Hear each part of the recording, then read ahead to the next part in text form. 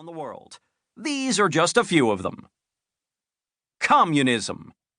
A glorious utopia in which the workers own the means of production. Socialism. A glorious utopia in which the state takes most of your income and spends it way more effectively than you ever could. Democratic socialism. A glorious utopia in which the state takes most of your income and spends it way more effectively than you ever could, but democratically. The glorious galactic empire.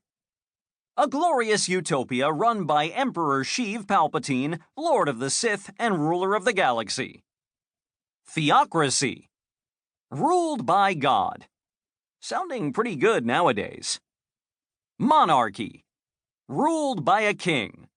All hail King Arthur! Also sounding pretty good nowadays. Bureaucracy. Ruled by bees. Not the bees, not the bees! Anarchy. Ruled by no one. Immediately descends into chaos in which people might take your stuff and kill you instead of the government taking your stuff and killing you. Plutocracy. Ruled by the rich. All hail Jeff Bezos. The reign of the Kwisatz Haderach. Ruled by the genetically engineered rightful emperor of the universe who must ascend to the throne as it is his destiny. The spice must flow. Corporatocracy. Ruled by corporations. All hail Twitter and Amazon. You are here. Aristocracy. Ruled by nobles. We don't have this anymore, which is great. By the way, have you seen Kim Kardashian's new eyebrows? They're amazeballs. The rightful rule of the God Emperor of mankind. For the Emperor! Ruled by Darksaber. Whoever has the Darksaber becomes the rightful ruler, and it can only be claimed in combat to the death. This is the way. Wow, that's a whole lot of government types to choose from. How on earth can a society pick the right one? Luckily, you don't have to decide, because God handed down to us His chosen form of government. Democracy! Back in the late 1700s, George Washington went out into the woods to pray, not knowing which form of government the Lord wanted him to use for his friggin' awesome new country, America. According to historical fact, a bald eagle descended from the heavens and handed Washington a set of golden plates containing only the word democracy, and an all-new, never-before-seen government system was born. Hallelujah!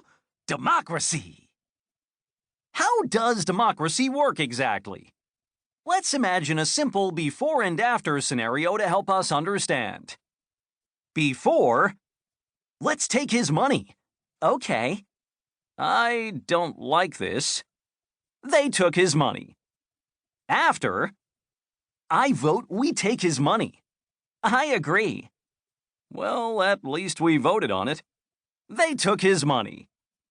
As you can see, democracy allows everyone to have a voice. There's no way you can complain about people taking your money and violating your rights now, because everything has been approved democratically. We vote on stuff so everyone gets a say. If you get overruled, well, you should have voted harder. You agreed to all this stuff when you kinda, sorta, but not really signed the social contract that you didn't actually sign when you were born. Our American democracy. Okay, so technically we have a constitutional republic, which is slightly different from a democracy.